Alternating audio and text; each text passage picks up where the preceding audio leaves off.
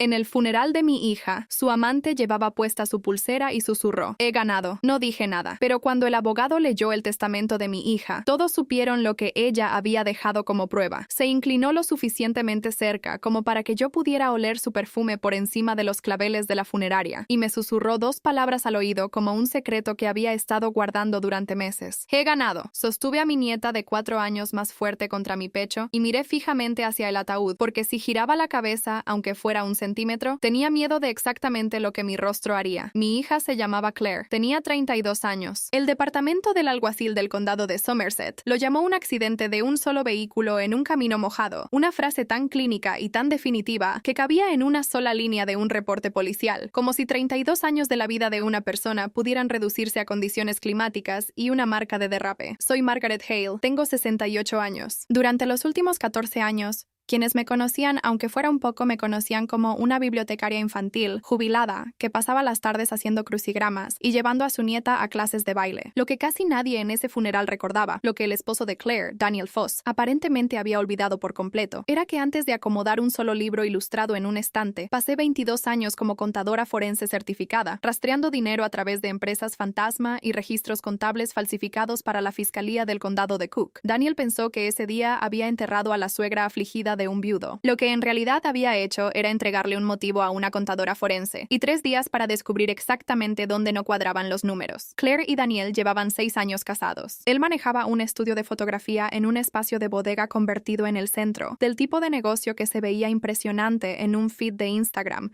y que en el fondo luchaba silenciosamente, un hecho que Claire me había mencionado más de una vez a lo largo de los años con una vaguedad cuidadosa y leal que ahora entiendo que era ella tratando de protegerlo del escrutinio de su propia madre. Daniel me caía bien, de la manera ordinaria y de bajo riesgo en que te cae bien un yerno con el que no pasas suficiente tiempo como para conocerlo de verdad. Elogiaba mi cocina. Recordaba el nombre de la maestra de Lily. Nunca, en 6 años, se me ocurrió que un hombre pudiera construir ese tipo de simpatía ordinaria de manera tan deliberada como construía su cartera de clientes. Daniel interpretó al viudo afligido con el pulimento de un hombre que claramente había ensayado el papel, hombros temblorosos durante el elogio fúnebre, ojos enrojecidos para cada fotógrafo del periódico local, una mano presionada contra el pecho justo en los momentos en que las cámaras apuntaban hacia él. Ni una sola vez miró el ataúd. Vanessa Ruiz sí lo hizo. Estaba de pie junto a mí en el cementerio, lo suficientemente cerca como para que yo pudiera ver el momento exacto en que sus dedos encontraron la pulsera de plata en su propia muñeca y comenzaron a girarla, lentamente, como una mujer jugueteando con un rosario. Pequeñas estrellas grabadas rodeaban la pulsera, una por cada cumpleaños desde que Lily nació, un regalo que el abuelo de Claire le había encargado el año en que Lily cumplió 1. Cada estrella grabada a mano por un joyero en Winnetka que había conocido a nuestra familia durante 30 años. Eso era de mi hija, dije. Vanessa sonrió, sin siquiera molestarse en parecer incómoda por ello. Daniel me la dio. Dijo que Claire ya no la necesitaría. Mi nieta, Lily, escondió el rostro en mi cuello y susurró: «Abuela, ¿por qué papá le está tomando la mano a esa señora?» Daniel la soltó tan rápido que parecía que la pequeña voz de Lily lo hubiera quemado. Eleanor Foss, la madre de Daniel, apareció a mi lado un momento después con la sonrisa tensa y practicada de una mujer acostumbrada a suavizar los desastres de su hijo. «Margaret, este realmente no es el momento», dijo con voz baja, agradable, completamente despreocupada. «Después del entierro, Lily se va a casa con Daniel». «No», dije. Daniel intervino de inmediato. Su disfraz de duelo resbalando ligeramente por los bordes. «Claire ya no está. Yo soy su padre. Tú no tienes voto en esto, Margaret. Quiero que entiendan algo sobre los 3 días antes de esa conversación, porque importa para todo lo que vino después». 3 noches antes de que Claire muriera, a las 11:52 p.m., mi teléfono sonó desde un número desconocido. Era Claire, con la voz apenas por encima de un susurro. «Mamá», dijo, «si algo pasa, no le creas a Daniel». La línea se cortó antes de que pudiera hacer una sola pregunta. Me dije a mí misma, en los días posteriores a esa llamada, lo mismo que se dice toda madre asustada a las 2 de la madrugada, que estaba abrumada, que el matrimonio estaba tenso, que la gente dice cosas dramáticas durante semanas difíciles sin decirlas del todo en serio. Todavía no sabía que mi hija había pasado los últimos meses de su vida construyendo silenciosamente un archivo de evidencia, exactamente de la misma manera en que yo le había enseñado a organizar registros financieros cuando tenía 19 años y me ayudaba durante unas prácticas de verano en la fiscalía. 6 meses antes de que Claire muriera, mencionó durante una llamada de domingo que el fondo de equipo equipo fotográfico de Daniel había crecido hasta casi $40,000, a pesar de que las reservas de su estudio habían bajado notablemente ese año. Me dije, los gastos del negocio fluctúan, no es mi lugar cuestionar sus finanzas. 4 meses antes, Claire me preguntó, casi de pasada, si todavía recordaba cómo revisar si una firma era falsificada o calcada. Me reí y le dije que por supuesto, 22 años no se te olvidan de la noche a la mañana. Cambió de tema tan rápido como lo había sacado. Me dije, solo tiene curiosidad por mi antiguo trabajo. La gente pregunta eso todo el tiempo cuando descubren a qué me dedicaba. 2 meses antes, Claire apareció en una cena familiar con un moretón delgado y desvaneciéndose en el antebrazo que explicó como un cajón de archivero que la había atrapado bien. Se rió cuando lo dijo, con la misma risa fácil que había tenido desde adolescente. Y recuerdo pensar, incluso mientras me decía que los archiveros de verdad muerden a veces, que Claire nunca en su vida había sido una mujer torpe. Había sido el tipo de niña que nunca derramaba un vaso de leche, que enhebraba una aguja al primer intento. Noté la discrepancia. La archivé en lugar de seguirla, de la misma manera en que alguna vez archivé una línea sospechosa que planeaba revisar después y nunca lo hice, hasta que el caso se enfrió. 6 semanas antes, Claire llamó para preguntar, muy casualmente, si las compañías de seguros de vida notifican a los asegurados cuando un beneficiario solicita un aumento de cobertura. Le dije que sí, generalmente, a menos que algo inusual estuviera pasando con el papeleo. Hubo una larga pausa en la línea antes de que dijera, está bien, solo tenía curiosidad, y cambió de tema hacia el recital de baile de Lily. Recuerdo esa pausa específicamente, porque duró lo suficiente como para que casi le preguntara qué estaba mal, y no lo hice, porque ya había pasado a hablar de tutús, y no quería ser la madre que no podía dejar ir un tema. 3 noches antes de morir, mamá, si algo pasa, no le creas a Daniel, y luego nada. Silencio de mi lado del teléfono durante 3 días, mientras me decía que ella llamaría de vuelta cuando estuviera lista para explicar, hasta el momento en que un agente del condado de Somerset llamó a mi casa en su lugar, a las 6:14 a.m., para decirme que el auto de mi hija se había salido de la ruta 9 hacia la alcantarilla cerca del puente Milldale, en algún momento después de la medianoche. Durante 2 días completos después de la muerte de Claire, mientras Daniel recibía cazuelas en el porche y Eleanor atendía llamadas de condolencias, todos a mi alrededor asumieron que el duelo simplemente me había vaciado. Me senté en la habitación de huéspedes de mi hija con su laptop sobre las rodillas y revisé sus registros financieros y su almacenamiento en la nube de la misma manera en que solía revisar los libros contables de un sospechoso 3 décadas antes, metódicamente, sin emoción, buscando la costura donde la historia dejaba de coincidir con los números. Había escondido los archivos dentro de carpetas de fotos mal etiquetadas. Cumpleaños, Lily, 2021. Respaldo, reunión familiar. Exactamente de la manera en que le había enseñado a esconder archivos sensibles de casos de miradas curiosas años atrás, cuando me ayudaba a organizar evidencia durante esas prácticas de verano en la universidad. Una lección que le enseñé a mi hija como un truco de fiesta, sin imaginar nunca que algún día la usaría para protegerse de su propio esposo. Dentro de esas carpetas encontré 7 meses de documentación. Capturas de pantalla de mensajes entre Daniel y Vanessa hablando de cuando por fin termine. Un documento de préstamo escaneado contra la casa, con la firma de Claire, fechado en una semana en que ella me había estado visitando en Winnetka y nunca había estado cerca de un banco. Un resumen de póliza de seguro de vida de Meridian Life and Casualty, mostrando que su cobertura había sido aumentada silenciosamente de $250,000 a $900,000 4 meses antes, con una firma en la autorización del aumento que no coincidía con ningún otro documento que yo hubiera visto firmar a Claire en toda su vida adulta, y un pago, $8,000, transferidos desde una cuenta conjunta 3 días antes de que Claire muriera, a un hombre llamado Russell Vane, con la línea de memo diciendo simplemente «Depósito de restauración». Todavía no conocía el nombre, muy pronto lo haría, y me revolvería el estómago de una manera para la que 22 años de contabilidad forense nunca me prepararon del todo. El servicio en el cementerio terminó con Daniel escenificando un desmayo lo suficientemente dramático como para que Vanessa lo sostuviera bajo los brazos antes de que sus rodillas tocaran el lodo, una imagen que el fotógrafo del periódico local capturó perfectamente, lo cual sospecho que era precisamente el punto. Un hombre de cabello gris, con un traje gris carbón bien confeccionado, se me acercó después, presentándose como Samuel Price, un abogado de sucesiones que había representado a la empresa de participaciones del difunto abuelo de Claire durante más de 20 años. Señora Hale, dijo con la voz lo suficientemente baja como para que solo yo pudiera escucharla. Claire dejó instrucciones específicas. El testamento se leerá hoy. Solo familia inmediata. La actuación de duelo de Daniel se evaporó al instante. Hoy, dijo, enderezándose tan rápido que Vanessa casi perdió el equilibrio a su lado. Los ojos de Samuel se desviaron,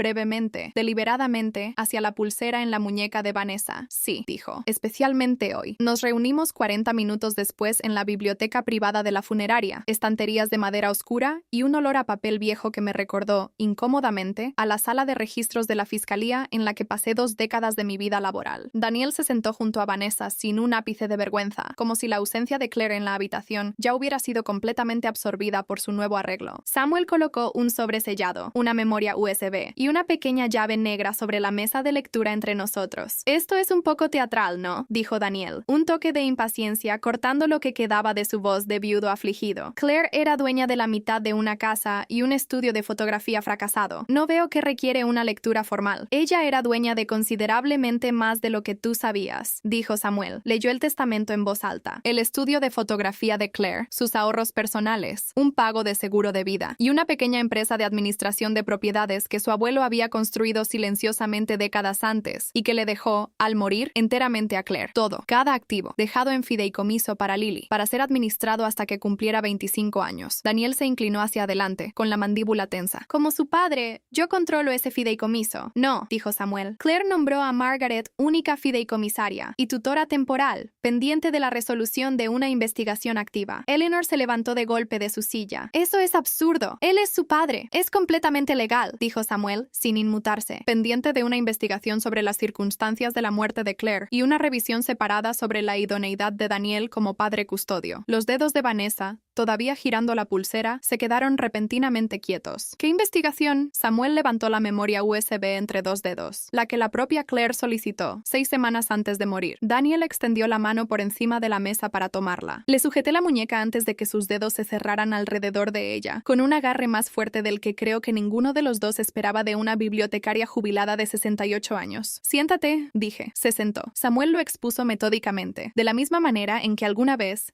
expuse evidencia para fiscales adjuntos que necesitaban que la historia se explicara en un lenguaje que un jurado pudiera entender. Claire había documentado la aventura con Vanessa desde hacía 14 meses. Tenía documentación de al menos 2 firmas falsificadas en papeleo financiero, el préstamo contra la casa y una transferencia de acciones en la empresa de su abuelo que Daniel había intentado, sin éxito, hacer pasar a través de un abogado de negocios 6 semanas antes. Tenía registros bancarios mostrando el aumento de la póliza de seguro de vida que Daniel había autorizado sin su conocimiento ni firma. Los problemas matrimoniales no son asesinato, espetó Daniel, con el color subiéndole al rostro. No, dije, y sentí cada uno de mis 22 años en esa fiscalía asentarse en mi voz a la vez. Pero un pago de $8,000 a un mecánico despedido hace 18 meses de Halvorsen Auto por manipular las líneas de freno de vehículos de clientes. Eso es interesante. Su cabeza giró hacia mí tan rápido que Eleanor de hecho se sobresaltó a su lado. Samuel insertó la memoria USB en una laptop ya preparada al final de la mesa. El rostro de Claire apareció en la pantalla, pálida, cansada, pero firme, sentada en lo que reconocí como su propia cocina, grabada, según los metadatos del archivo, 6 semanas antes de su muerte. Si estás viendo esto, estoy muerta, o Daniela ha intentado hacerme parecer inestable para que nadie crea lo que estoy a punto de decir. Lily gimió contra mi hombro al escuchar la voz de su madre, y la sostuve un poco más fuerte, mis propias manos temblando ahora de una manera que no me había permitido desde la llamada del agente 3 días antes. Claire describió las amenazas en la grabación, con calma, de la manera en que le había enseñado a documentar las cosas años atrás, fechas, detalles específicos,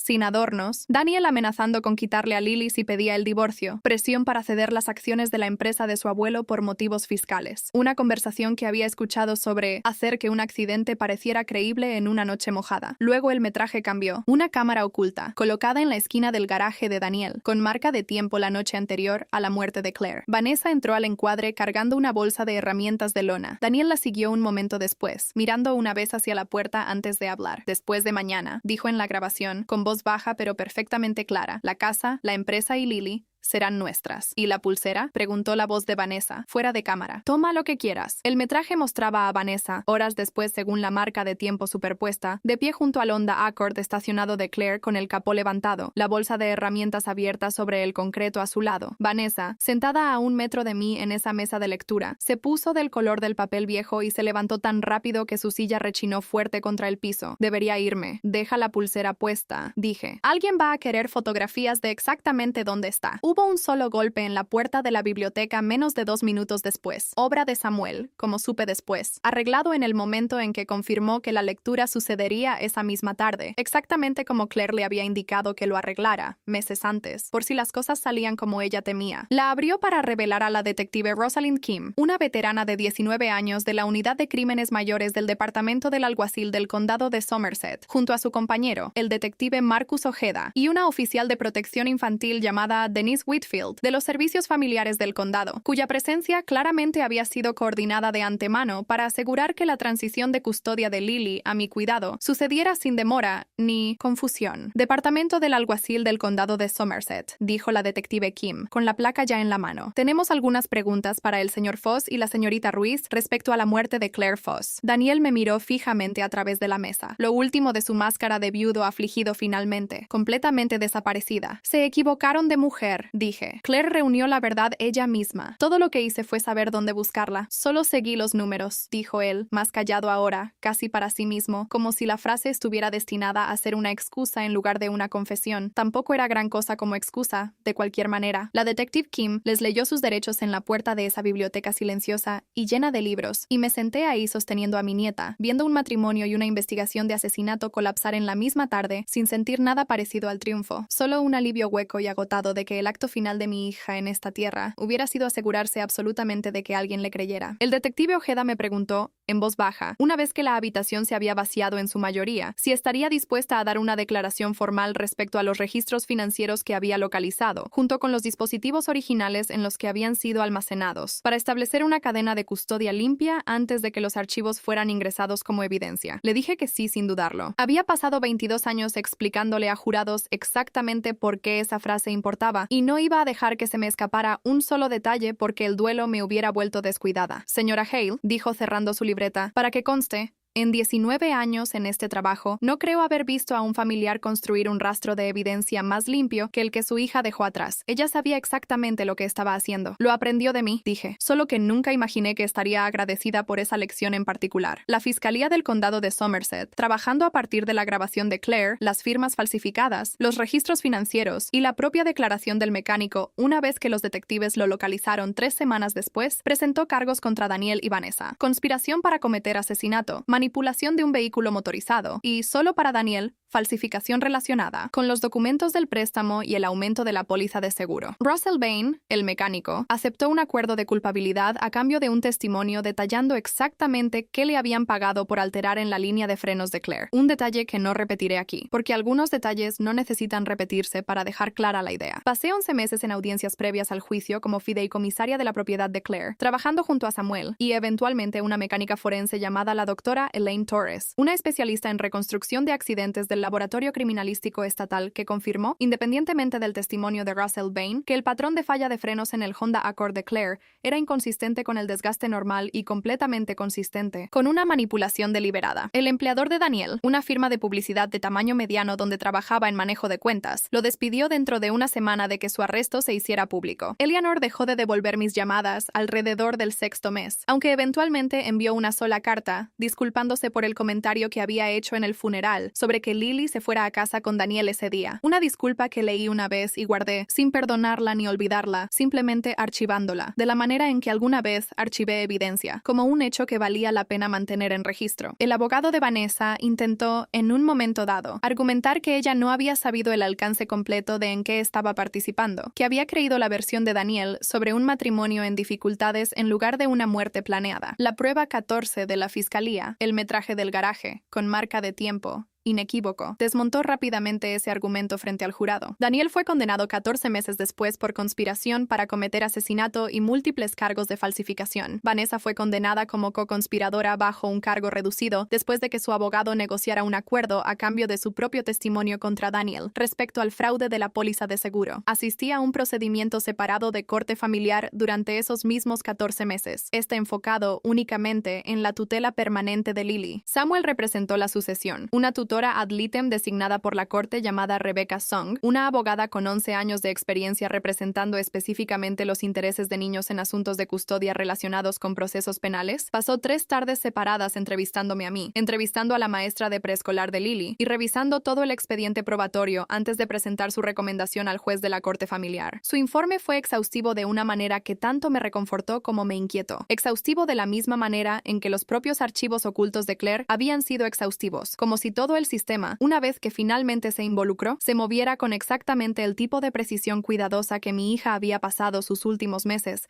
esperando que alguien eventualmente aplicara a su caso. Dados los cargos penales pendientes contra el acceso de ambos padres a la menor, le dijo Rebecca al juez en su recomendación final, y dada la estabilidad demostrada de la abuela materna, su capacidad financiera y el vínculo existente con la niña, la tutela permanente con Margaret Hale es claramente lo que más conviene a los intereses de Lily. El juez firmó la orden sin dudarlo, y recuerdo haberme quedado sentada en esa sala del tribunal varios minutos después de que todos los demás se retiraran, simplemente porque mis piernas no se sentían del todo capaces de sostenerme todavía. Lily tiene 7 años ahora. Vive conmigo, en la misma casa donde crié a Claire, en la misma habitación que todavía tiene una carta de estrellas pegada torcidamente en la puerta del closet desde que Claire estaba aprendiendo a leer. Le di a Lily la pulsera de su madre en su 6º cumpleaños, las pequeñas estrellas grabadas atrapando la luz de la misma manera en que lo habían hecho en aquel cementerio, cuando rodeaba la muñeca de una extraña en lugar de aquella para la que siempre estuvo destinada. Le dije simplemente que su madre la había usado cada año de la vida de Lily, una estrella a la vez, y que algún día, cuando tuviera edad suficiente, le contaría toda la historia de exactamente cómo había vuelto a casa.